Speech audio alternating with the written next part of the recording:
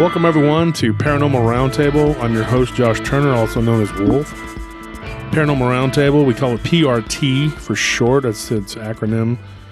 We are a group of people, a family, I like to call everybody, the paratroopers. Everybody's been saying, let's find a name. That's what I like to call it. And we actually just finished doing the Tuesday live stream, and we had some high strangeness going on.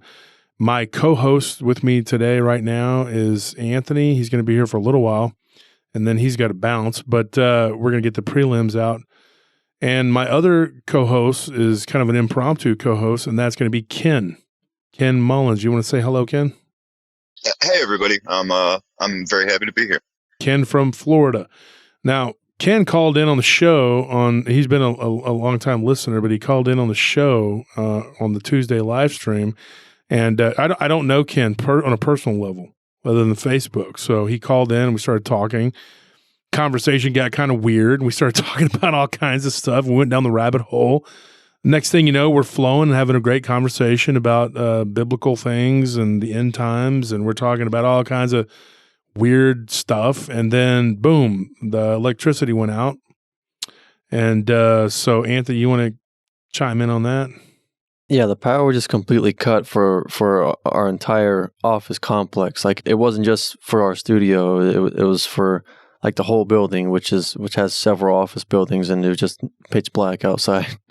And yeah, and it was weird because when that happened, we had some weird things happen. Now I'll get into that in a second. First, let me get to so everybody knows what's going on here. Josh Turner at prtpodcast.com. That is my email address. prtpodcast.com is the website, and we are on several different platforms.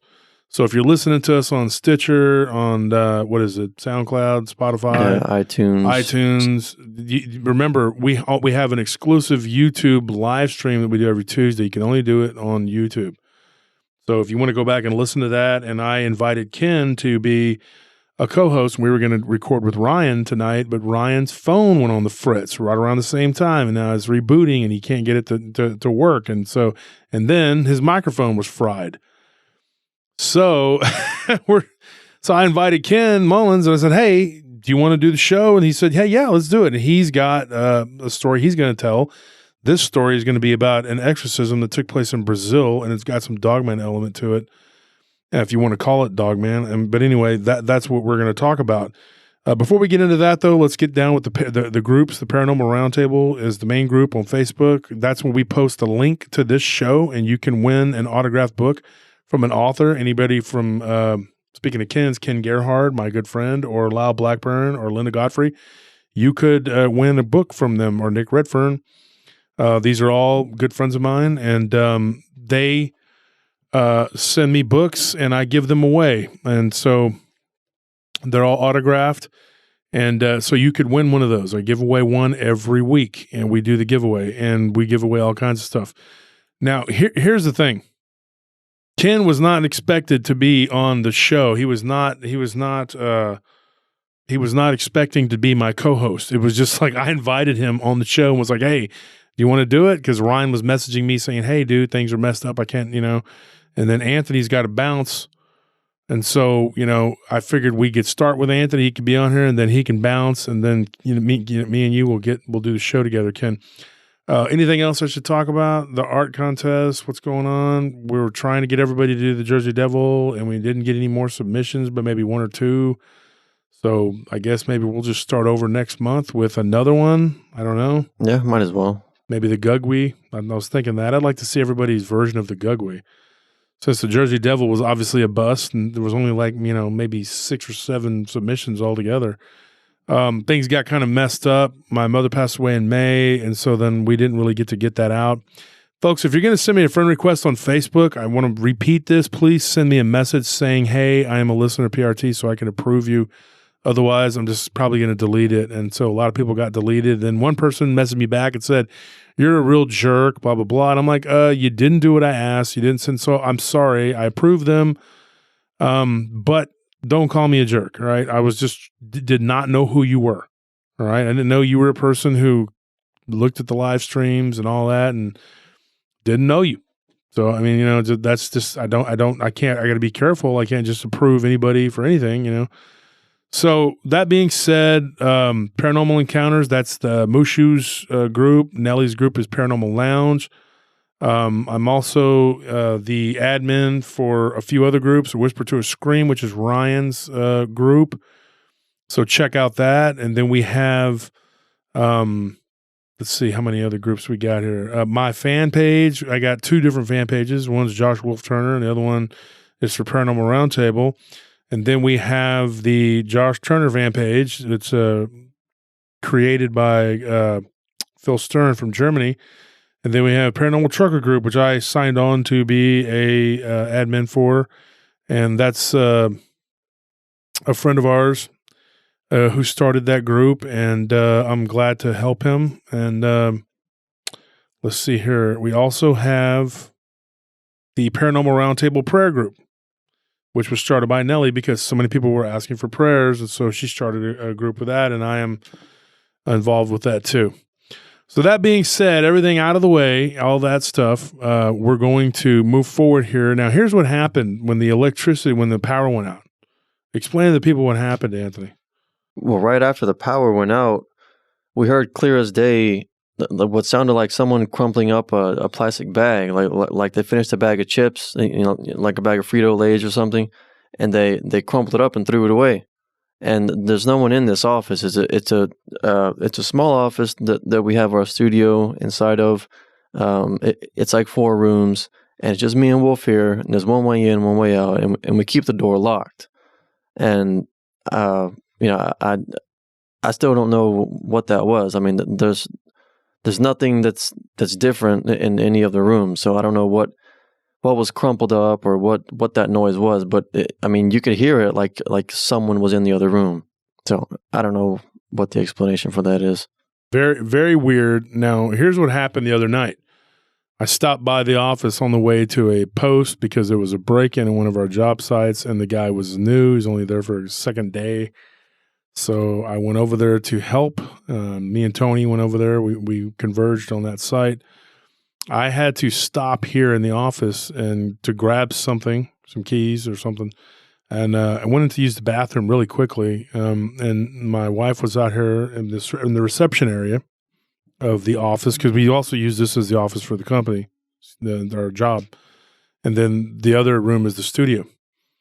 And she got freaked out because she heard something crumpling, like a noise, just like what Anthony described.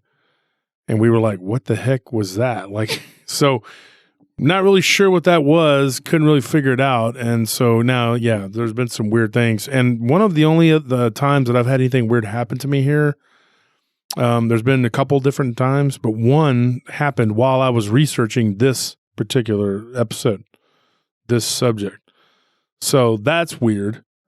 So without further ado, we're going to get into this. Now, what I'm about to tell you tonight, folks, and Ken's going to talk a little bit about what happened to him. It's unrelated, but it is related. Let's put it that way. This is a story that was given to me by a woman who grew up in São Paulo, Brazil. And what she relayed to me over the course of a couple months of 2 or 3 different conversations we had is, to say the least, terrifying events that took place in her life as a young child. She was like in 2nd grade. She was like 6 or 7, and she said she was in 2nd grade when this happened. And they lived in Sao Paulo in cramped quarters, apartments, where the apartments were basically just like, 2 or 3 rooms big. And she had 3 siblings, so they're like 4 children and her parents. And her mom and dad worked all the time to try to make a living. They were very poor. And those kind of conditions can breed the kind of things that went on with this particular case. Ken, we were talking earlier on the live stream. That's how you ended up becoming like the co-host tonight, because I said I'm going to record, and then Ryan's phone went on the fritz, and then the power outage. Everything just went weird. So you just kind of said, hey, we were talking, we'll just talk and we'll do the recording because I got to do it. So here I am with you recording, and folks, if you want to go back and listen to the live stream, you got to go to YouTube to do it. It's already weird as it is, but then you compound it with, all like the subject matter, is already weird. But then you compound it with what happened with the outage and Ryan's phone going on the fritz, and then the weird noises we heard, which isn't the first time I've heard that. Yeah. So what do you think about all this? Well, I think, there's a lot of people, even in the Native American traditions, they speak about how that you're not to mention certain names, and you're not supposed to be talking about certain subject matter because some things can be attracted. Now, I'm not suggesting that's what happened, but I can say that we were speaking primarily about, if you really listen to that whole segment, we were really talking about critical thinking. And I think that's the biggest threat, really of anybody trying to be oppressive, whether it's spiritually or not. Yeah. And we were talking biblical things like that. And lo and behold, I have to do an episode about what amounts to an exorcism. I'm going to get into that. And then Ken, you feel free to chime in and talk. I'm going to bounce things off of you. You're going to be the soundboard that Ryan or Anthony was going to be. Anthony had to go and do some stuff in the office. And seriously, folks, we have a lot of work. We have a full-time, and we're trying to get things scheduled. So Anthony has to go in there and do some stuff on the computer. So Anthony has bounced to go to the office part of this deal here, and I'm in the studio. So Ken, what I'm about to tell you in the audience is what happened to this woman as a child, and she remembers it very, very vividly. They were living in an apartment complex in São Paulo, Brazil. São Paulo is very crowded, just like Rio de Janeiro, just like all the major cities in the world. It's a very large city in Brazil, and the one thing that she did tell me was that witchcraft was practiced very heavily in her neighborhood. People grow up in poor, impoverished areas. They don't feel like they have any other outlet. They don't have any way out. I believe that's why a lot of third world countries have these issues, because they feel like there's nothing they can do in this world, in this life, to get an advantage. The people that live next door, there were 6 people that lived next door to them. Okay, this was a 2-bedroom apartment. These are 2-bedroom apartments. 6 people living in a 2-bedroom apartment. So there was a mom, a dad, and the dad's brother, and then there were 3 kids. And one of the kids was a daughter who was already full grown. She was in her early, I think, 20s when this happened. And what it was she was a practitioner of witchcraft. She would do spells and incantations. This is what she found out later on, that she would do this for the local people would go there. And it started with her mother. Her mother was a curandera, like you would say in Spanish, but they speak Portuguese, but that's what it would be. My mom's Hispanic, so we would call it a curandera. And they would go to her and they would get cleansings and things like that. Her daughter learned how to do these things, but she went another direction with it. She began to dabble in dark arts, if you will. And that road is always the road to perdition. Okay. I can tell you right now that is probably what caused this. The person that I'm going to talk about, I will just give her a name, and I'll call her Miriam, because that's just very close to what her name was. When she was a little girl, she had a conversation with this woman outside one day when she was little, and I'm talking like 4 or 5. And she said that this woman gave her candy. And it was like a piece of hard candy. This was her first interaction with this female that became possessed. The candy made her sick. like very violently sick, ill, whatever. So her mother went next door and confronted this woman. She remembers standing next to her mother while her mother talked to this lady. While she was talking to this lady, this woman's eyes began to glow yellow. And she spoke in a very deep and guttural voice, like, go away, like a man's voice. And it freaked her out. And so her and her mother, you know, like she picked her up and took her into their apartment, which was right next door. And they were like, forget it. We're not going to mess with these people, you know? And that was her first introduction to this woman. After that, she would come home from school with her siblings, who she was the youngest of, and her older brother would always be holding her hand, and they would walk around this woman who would be out on the steps smoking cigarettes. At times, she would be sitting out on the steps, dressed inappropriately, and she had multiple boyfriends that would come and go, you know. I don't know exactly what that was all about, what she was doing, but from what I gather, I believe she was involved in different types of magic, and so that's probably what that was about. She had all these different, you know, men that would come and go, and she would have men do things for her. Like, you know, if she needed a ride, there was always a man that would come and pick her up. If she needed groceries, there was a man that would bring her food. Like, she had all these men, and her mother, she remembers her mother talking about how this woman had control over these men. Now, it got to the point where that woman's parents were afraid of her. And no one could really do anything. They couldn't really control her. She was very wild, and they believe that she made their neighbor die. She killed an animal. She said that it looked like some kind of bird. She couldn't tell what it was, but it was like laid at the guy's doorstep, and then the next day the guy died of a heart attack.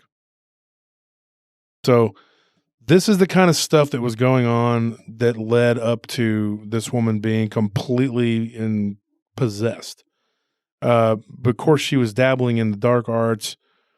The mother was friends with her mother, like Miriam, the child. Her mother was friends with this other woman's mother. And she said that sometimes the woman would come over next door and bring food, things like that, but she would cry. And she said that she was scared of this other woman, the daughter. And that she had these men that could hurt her, you know, if they wanted to. And she had like control over these dudes. And she would do drugs and bring weird people into her house. And the uncle was also involved. That was the mom's brother, and he was possibly the one that influenced her to get involved in all this. And he sold drugs. And so they had weird people coming and going all the time, and the woman would do drugs and I guess sell them. And she had all these bad things that she was into. One of the things she said, that when she came home from school one day, that this woman was talking in a weird voice, and she was having a conversation, like she was just moving her hands and having a conversation. And with her mouth closed, she could hear another person speaking to her, like talking to her. She could hear a disembodied voice. And it was speaking a very low, guttural voice. It was speaking. And when she walked by, she felt like a force, not like hands, but she said something pushed her towards her front door. And she remembers that happening. She said that was one of the first things that happened that really scared her, terrified her after the incident with the glowing eyes. And she said she looked over and she saw the woman's eyes like glowing green at that point. And I asked her about that, and I said, the first time we talked, you said that the first incident that happened, her eyes were glowing yellow. She said, yes, this woman's eyes were glowing green. And she said that that was the second incident with this woman. And then she told her to go inside. And so she did. She ran inside, and then sometimes she would go outside to play with her friends. She would look out the door and make sure that this woman wasn't outside, and because she was outside a lot, near the steps, smoking cigarettes. And she said that over time, this all began when she was little, and over time it got worse to where this woman began to not bathe. She began to mutter to herself. Her hair was what looked like her hair was always disheveled, that she was dirty, and that she began to smell. And gradually, these men that would come around were starting to come around less frequently. And eventually, she had two siblings. One of them got into a big argument with her, left the apartment. This was the woman that was dabbling in the occult. Her brother, and he walked out into the street while they were cursing at each other, and he got hit by a car. Miriam and her two siblings witnessed this out the window. They were watching out the window, and this man was struck and killed by a car. Wow. Now, this all happened, in the span of 3 or 4 years. This woman, literally, her body began to morph and change, and then eventually her hair began to fall out, and her eyes were sunken in. Of course, she's doing drugs, and she's doing all kinds of witchcraft, doing all kinds of things. Very bad things, obviously very dark things, to the point where the mother of the woman that was under the influence, the demonic influence, she went and got another woman who was a curandera, who was her teacher. And she brought her and said, "Hey, my daughter has something wrong with her. Can you help her?" So she tried. And this woman ended up getting thrown down the stairs. A much larger woman too than this other person. As if by a force? No, she literally picked her up and threw her down the stairs. That's a lot of power. Okay. Yeah, and she said this woman outweighed her by probably 40 pounds, and it was like she threw her like it was nothing. At this point, she was all sucked in and skinny and disheveled, and had scars all over. She was scratched up all the time. She looked emaciated. And one time when she came home from playing outside with her friends, this woman was standing right in front of her, smoking a cigarette, and literally turned her body and just fell up against the wall and was just kind of levitated onto the wall in the hallway.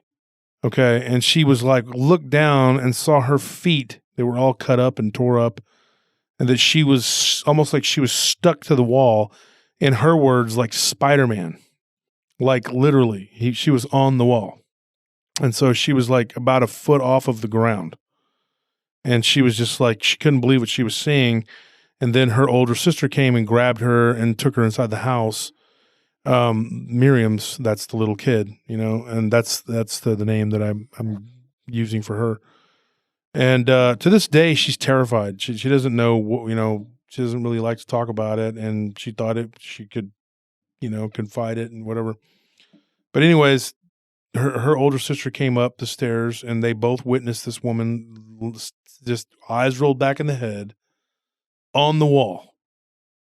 So she and her sister ran inside their house, and so the mother came out of the house, and there was a big argument that ensued outside in the hallway.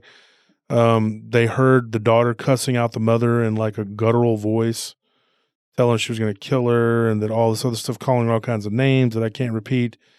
The mother eventually went to the market and with Miriam and her two siblings' mom, because they were friends. They'd been neighbors for years. And she told her, she's like, I don't know what to do. I think we're all going to die if we don't do something about her.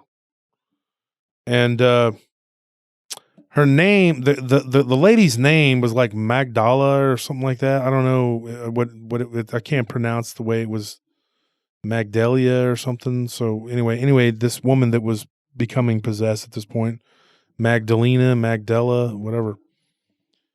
She was she had demons on her. Obviously, some serious things were going on. As it got worse, Miriam said that when she was a little girl, things started to happen in their apartment because they lived right next door. One day she saw a shadow come right into her room, just walk right through the wall into her room. Said it looked weird. It was hunched over. It looked like it had some sort of weird spiky thing on its back, and it had long claws. She could see the hands, and it looked very much like a shadow demon. And that it like just shot through into the hallway. And another time she was in the bathroom and she felt something grab her by her arm and pull her up out of the tub. These were just like starting to become everyday occurrences. Like it was happening a lot. Another time she felt like her hair was pulled and she was not dragged down the hallway, but just pulled down and kind of yanked. But she did witness her older sister get pulled by her hair and pulled down the hallway. And they contributed it all to this woman that lived next door. And when they would go outside, she'd be out there laughing. Their uncle came to stay with them for a few days when he was passing through. And he slept in the living room, and he went outside and got into a physical altercation with the drug dealer uncle that lived next door. He managed to overpower the guy and beat him up. So the guy goes and gets the niece, who is obviously becoming possessed. She comes out, literally picks him up off the ground and chokes him with one hand, holding him off the ground. They said that, and I asked her, I said, how heavy do you think this woman was? She's like, in American, probably 120 pounds. 120 pounds, picks up a 180-pound guy with one arm, nearly kills him, chokes him until he was unconscious. And it took 3 grown men from the neighborhood to pull her off of them, and she was flinging them back like they were nothing. Now, at one point, her and her sister wake up, and at the foot of the bed, they hear growling. They look and they see the wispy image of a dog, wolf-looking type creature. It's black. It's like smoke. They don't see any legs. And it's just sitting there growling, and they see red eyes. But she said it wasn't like red burning coals. Like it wasn't like just red, like a real red, like Mothman eye red. It was just faint red. You could see the eyes where they were red, and it was definitely illuminated beyond the rest of what they could make out of the body. And it was very large. And she said that it was just a weird looking like creature. And she said that it began to crawl like on these sort of weird bent legs that kind of materialized. And it sort of crawled like if a man was crawling on his arms with dog legs, and that it crawled out of their bedroom and into the hallway and then turned and crawled and walked out. So that it just got worse and worse and worse. And they were trying to move out of there. They wanted to leave. But the dad they'd hit hard times, and her dad was drinking, lost his job. So it was just her mother, who was a maid who cleaned houses and did work for people. And so they were very poor. And so they were kind of trapped. And she said that at one point, at some point, that they began to contact the church.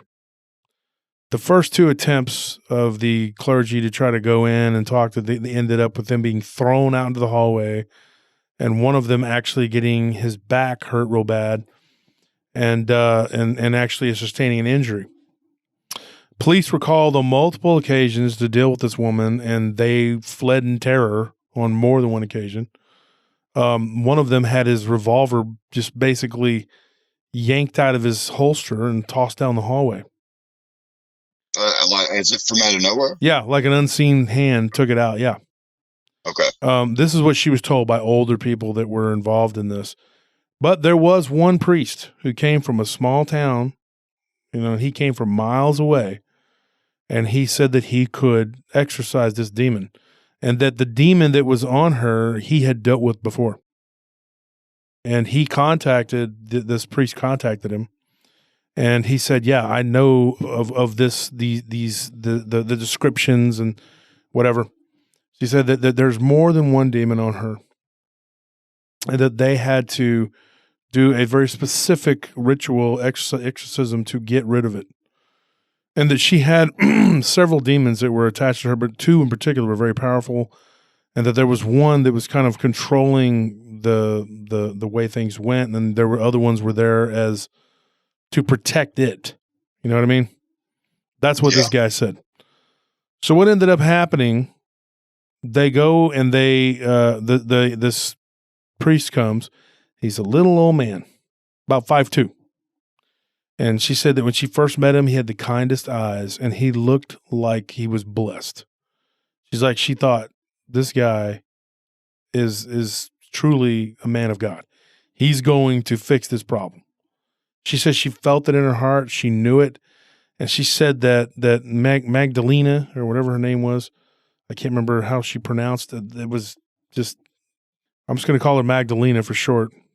She was terrified of this guy.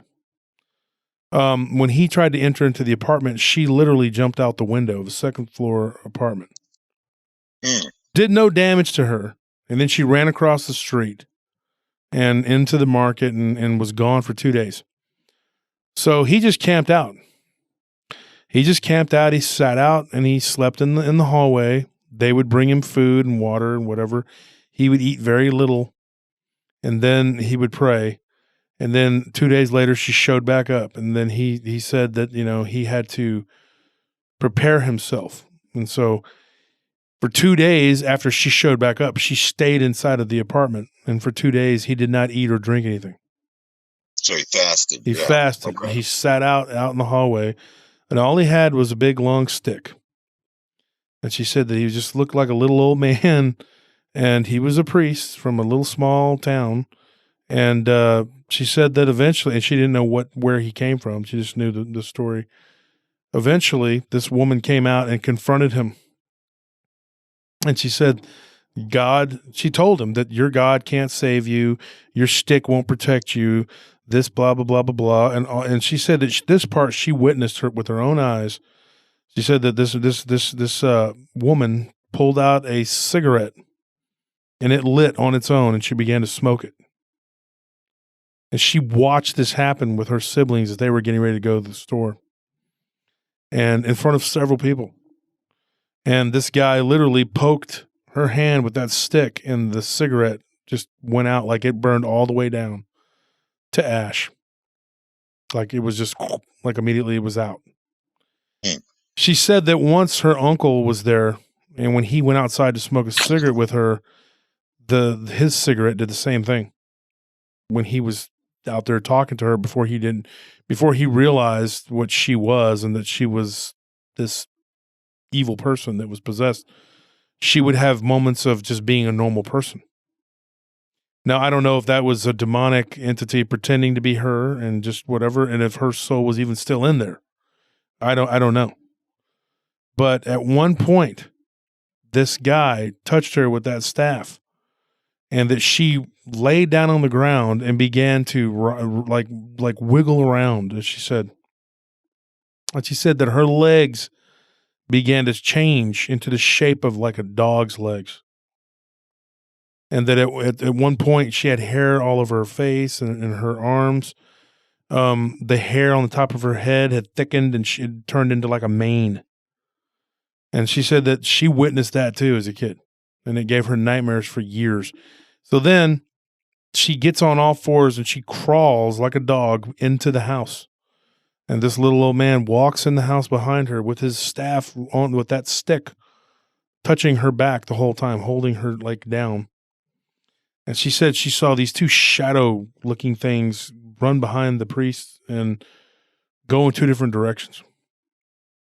And the priest was yelling in both directions, telling them to flee in the name of Christ, be gone, whatever. And that this woman was losing her power. So it gets weirder, because then they go inside and they're in there for 2 days, and they hear him denouncing these evil demons, these entities, and their house is shaking. At one point, dishes were dropping and breaking. And she says she'll never forget. She was standing at the end of the hallway, Ken. And she said that her and her sister saw this black, shadowy image of like a hooded, robed like figure shoot through the wall from their kitchen and was standing there like it had been thrown out of the apartment next door into their kitchen, and which led to the front, like the kitchen. When you walk in, she said you go to the right, there's like this dining area and then the kitchen. It was all one room. And they were standing there in the hallway and they saw this hooded, robed figure just just come shooting out of the wall from next door into the kitchen and into the dining area, and they could see it down the hallway. And that it turned and looked at them and it stared at them. And they said that it had amber-looking eyes, but it looked like a human, like it had a human-like face. But when they looked at it closely, that it looked scaly. Like it looked humanoidal, but it was like the face was scales, like it had broken scales on it. And then it turned and looked at them, and it like went right back in through the wall, back into that apartment. And this guy, the priest, continued to just night and day, just speaking, praying, whatever, and trying to cast this demonic entity out. Ultimately, she jumped off the balcony once again, running off, was gone for 2 days. The old man went back out into the hallway, repeated the same thing, didn't eat anything, just sat out there, only drank water. Said that eventually she came back, and she said she felt good and that she was fine and everything was okay and she felt normal and that the demons had left her and that she was cured. And he called her a liar and told her, "You're lying." He's like, "I can see it on your back. You're carrying it. It's on you. It's talking through your mouth." And that this thing that was on her back literally went into the back of her neck and back into her body. And her face morphed into like a weird gargoyle-looking face. And once again, her legs began to morph and she flung herself forward. And at this point, she said that she witnessed with her siblings that were looking outside the door, they weren't supposed to, that this woman began to change, almost like becoming wolf-like in a creature, but not quite. Like the head did not match, like it didn't look like a wolf, but the legs and the body were growing like hair and becoming dog-like. And then she crawled into the house once again, and the old man went behind her and he continued to pray, and he just kept it up, for days. And then once again, they were all sitting in the living room and they were all praying too. And the mother was with them and praying and with their mother. And they saw this weird black shadowy thing just kind of materialize into the dining room, and then it began to turn into kind of like a spiral. And she said that she witnessed this as a kid. And then the old man came into their apartment, and when he did, it went through the ceiling and was gone. And so then he went back out and back into the next door apartment, back to deal with Magdalena, whatever. And that he began to scream and yell and whatever. And then they heard this loud rumbling, and then they heard the woman writhing and screaming in agony. And it was like she was being tortured. And the dad ended up getting really sick and going out into the hallway. And the uncle at this point had bailed. He was gone. The drug dealer uncle, he left. He took off. Right shortly after the old man came, he ran him off, and he was never seen again. But the dad went outside and he vomited this black sludge, and that sludge, whatever it was, began to just go down the stairs and on its own accord. Now, was this the father of Magdalena or Mary? Yeah, the father of the possessed girl. Okay. And then they were out in the hallway watching this, and of course the mother kept telling them, "Go back inside. Don't look at this. Don't look at this." And so what ended up happening was this black goo or whatever kind of went out on its own, like independently. And according to the priest, who at this point had another friend that had showed up, he was helping him, a younger guy. And they were there kind of observing more or less and just praying. He said that was one of the spirits, but there were more, and that there was a really, really, really powerful one that had embedded itself in her heart. And at this point, her eyes had turned completely black. And when they would see her, her tongue would just be hanging out, and it looked pointed. She did not look like a human being anymore. Her ears were pointy, and she almost had like a snout. And it was just so weird. It was so bizarre. And then at one point, one of the neighbors from across the hall came out and was drunk and was waving a gun around and pointing it at everybody and was just acting crazy. And they were like, this guy was very mild-mannered, had never acted out, didn't even know he owned a gun. Don't know where he got it, nothing. Just came out with a pistol and began to act crazy. And the police were called, and they came, and they had to talk this guy down and take him away. And she said when they did, she saw what looked like a face appear on the back of the guy's head as they were carrying him down the stairs. Folks, I'm going to tell you something. Evil is alive and well. This happened years and years ago when this woman was she's like a little older than me. And this happened when she was a little kid. But this kind of stuff happens, especially in these third world countries. You don't even hear about it. I remember my great aunt telling me about these encounters with these brujas. They were doing these things, in Mexico when she would go to Mexico. And so these things were happening, probably a lot more frequently than we're made aware of. And so, in fact, I know they do. I know they are, because people don't always talk about these things, and it's such a weird subject, and it's frightening. But she said that this old man, this priest, he kept it up, and after about a month of just being there every day, every 2 days, he would go out into the hallway, and that woman would be in there screaming and cussing and acting a fool. And he would be out there, and he would just go out into the hallway and wouldn't do anything but drink water for 2 days. Then he would go back in and start up again. And she said that it did take its toll on him. He looked a lot older. His hair went from like gray to white. And he went out into the hallway and was praying. And this woman came out and was just standing there shaking and crying and was pleading with him to leave her alone, just leave her alone.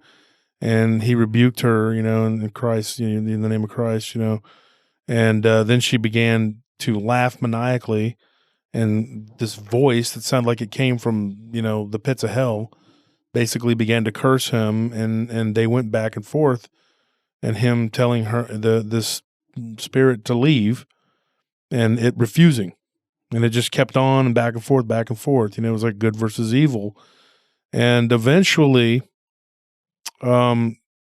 she laid down, went into a deep sleep. She was admitted to the hospital, and she returned home from the hospital after being gone for 2 weeks. And that was it. There were no more incidents. There was no more, it was like it was over. And then this old man just left. And they never saw him again. And she said that after that woman, they lived next door to her for a couple more years. And the woman died 7 years after the exorcism. 7 years. Yep. She lived a peaceful life. She was very, just never talked hardly, was just kind of there. Not in a canatotic state. She was very friendly. She would speak and smile, and the mother said that was her personality before she began to dabble into the darkness. That she was just a very shy, kind of an introvert, type person, from what I can tell. and that was her true personality. And eventually, that person returned. And when questioned, about what happened to her, she said that there was moments where she remembers being like in control of her body, and then other moments where she was like being out of her body and watching her body move around like a puppet. And that she remembers like being basically held down by these entities, like her soul, And then sometimes she would be in her body, and it was like she had no control over it. She was just a spectator. So that is what went on with that. It was just so weird. She described a demonic-looking wolf-like entity that was kind of like one of the entities that was oppressing her. But there was an entity that was like kind of in control of everything. And that entity, and it had a name, I'm not going to say it, but that entity was like a black figure, a cloaked figure with very scaly skin. And that I believe was the figure that wore the black cloak. I believe that's what Miriam and her sister saw when it bounced out of her body. And and that supposedly this man had exorcised this same set of fiends, demons, whatever, before. And so I guess he knew what it was, and so they sent him, and he dealt with it. And so, yeah, she doesn't remember his name. She thinks his name was Paul, but she wasn't for sure. But, yeah. So that's that story. Now, what do you think of that, Ken?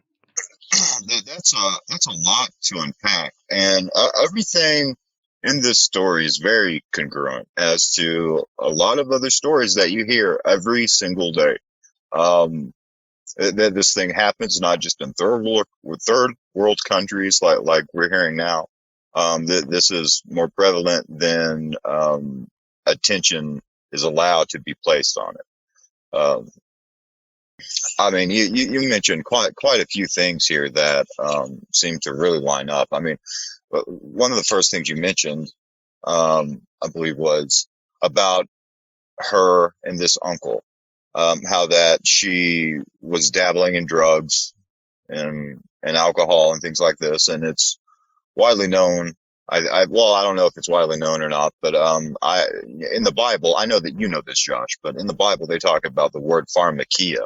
Mm-hmm. Pharmakia having to do with drugs, and this is the practice of spiritism, soothsaying, and gaining supernatural powers, such as would be strength, premonitions, things of that nature, or any of what you've just listed. Really, it opens up a doorway, I personally believe, and that there's something about the veil that opens it's almost like you're inviting these spirits into your body when you take certain substances. It sounds like this woman was very damaged even before she probably came of age. I wonder if she even remembers what really started all of this off. It sounds like she's very promiscuous. She had these rapid cycling personality traits before it got really, really bad, as in very obvious that it was totally demonic. You kind of have to question, the uncle's role in all of this. It sounds like they had a type of, unholy relationship, whatever you want to make of that. And if he's a drug dealer, I mean, this is often, oaths are made in organized crime, and to be in that country, I mean, I think they have pretty steep penalties for drug dealing there. So we're talking about someone who would most likely be connected with a large group, and a lot of these groups end up being, like into spiritism. They call on these spirits to help them and to help their everyday life, even to transport drugs. Yeah, like Santa Muerta. Exactly. And it's interesting too, that you said the name of what her mother was. The mother being a fat, yeah. So in Appalachia country, where I grew up, they had a term for this, which was like a granny witch, a mountain witch, just a granny. And this is through a lot of cultures, and there are a lot of people who will argue that, well, it's just kind of innocent, or that it isn't, dabbling into black arts, but we see what it can lead to. Obviously, some door was opened through someone, and I just feel horrible for this Miriam. I mean, she's all the stuff she witnessed, the woman levitating, she was her back legs, morphing, and obviously these demons were cycling through her. And apparently they didn't have to fight over her body; they were just in a group. It just I tried to write some of these down so that I could get, take a couple of notes so that I could be more concise, but it's just such a lot to unpack. There was quite a few things that you had mentioned that I saw some that I had some thoughts about. Let's see here. That's one of the things. Okay, like this, like for instance, her father going out and puking black goo. We see a lot of the archetype of the black goo in movies. That there's a lot of truth, and what happens when someone consumes this black goo. When you watch it in these movies or books or whatever, this black goo possesses them in some way. Yeah, it's almost like the physical form of this spirit, of this demonic spirit, in an ectoplasmic like spirit. Because you'll hear about ectoplasm, and I think it's very real. Yes. Yeah, I do too. And I think the black part of it is some sort of dark matter, energy, something that comes and it manifests itself in our reality in a physical form, and it is expelled. And this little guy that did it, he just was like a man of faith. I mean, with the faith of a mustard seed, you can move mountains, and I think that's what he did. I think that he had fought this demon, the big one before. And I think that he that thing was probably in charge of the others, and it was using them kind of, and so yeah. I think that some of the strength would come in certain ways, like the demonic wolf-like creature. I believe that it was one of its like its henchmen, Yeah, that seems to be what's indicated here. I mean, and there's, at least in the book of, I don't know, I guess it's the Key of Solomon, the Lesser Key of Solomon. They list all these hierarchies of, one in charge of the other, and they have, people are demons under them. Yeah, and another thing too. I mean, they run in packs, and they're not always on the same team. You know what I mean? They're all evil though. I mean, but they're like gang members. I tell people all the time. They're always like, oh, yeah, it's this big organization. They're all in it together. Not really. But it doesn't really matter to us whether they're all in it together or not. They're just like gangs, And so they have their own cliques. And, just like I believe that there's different ones in Ireland than there are in Saudi Arabia. They have their own areas that they inhabit. They live upon and within the earth, and I believe that that's what they do. And they possess people. They look for bodies to possess. I think some of these things were once had bodies, and and I'm not talking about people spirits. I'm talking about like demonic entities like Nephilim. Yeah, who lost their bodies. Mm-hmm. During the antediluvian time was their period, and it ended with the flood, and so and it's very rare that you'll come across one that is actually like a demonic, like a fallen angel, because those are like the ones that are just almost impossible to deal with, because of their power. And only the Most High God through Christ can get rid of them. Christ, you can there's only so much you can do. And you have to have faith to a point of to a fault. I mean, and so, the best way to avoid any of this is just to never get involved in it in the first place. That's just been the only thing that I've ever seen is, to just keep yourself prayed up and not get involved, in any of these things that, people are into, because, there's just so much out there that's very dangerous. And I think people, it's your own folly when you dismiss all these things and think that it's not real, that these things can't happen.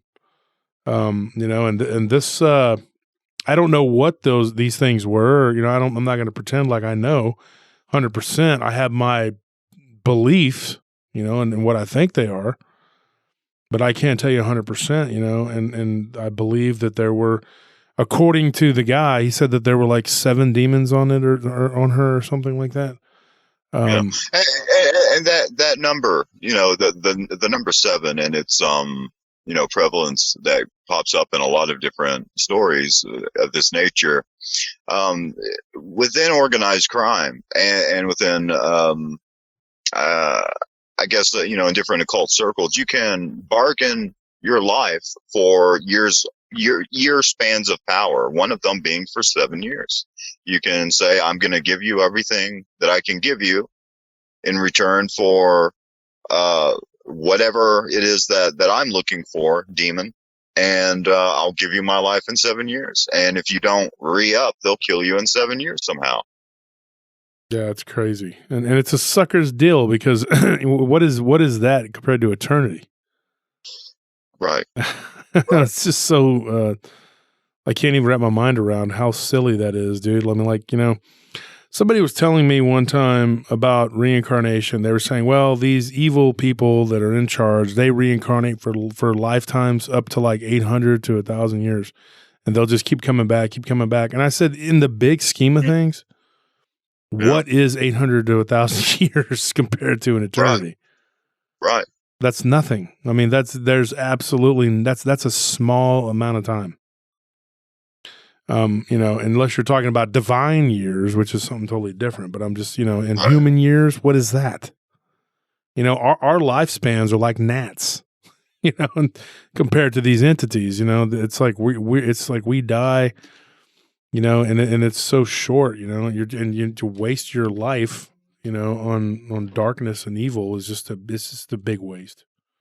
So, yeah.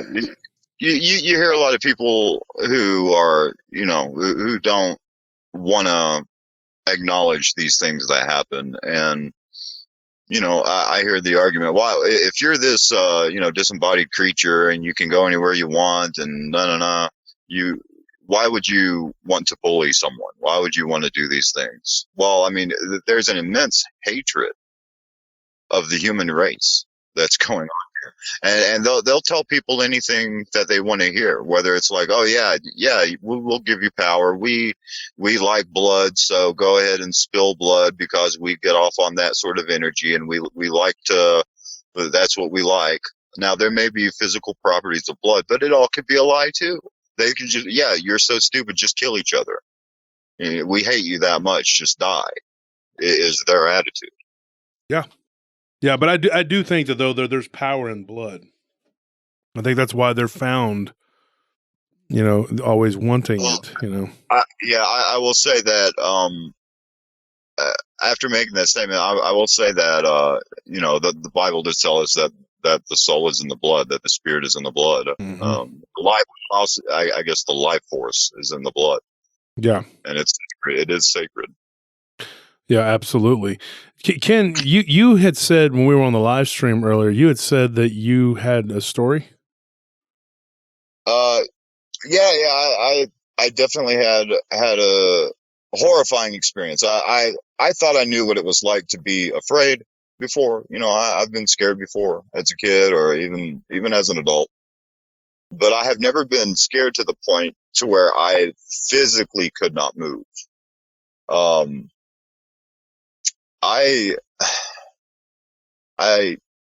This is kind of short notice, and I probably should have written down some more notes. Well, how about we do this? Because this is the hour mark. Why don't we save this for Tuesday's live stream, and you can call in and tell that story? Yeah, I'd be happy to. There's a lot to it, and it'll give me some time to kind of break it down in a more concise way. Mm-hmm.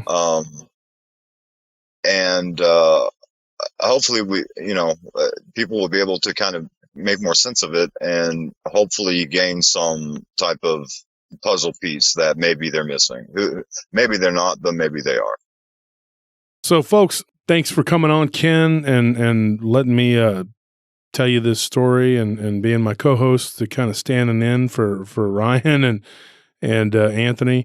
And it was weird how it kind of fell out, and you ended up coming on the show in an impromptu way, but it worked out, and it was cool talking to you. And I'm definitely I'm gonna have you on next week's live stream, and that'll give us some time to talk between now and then.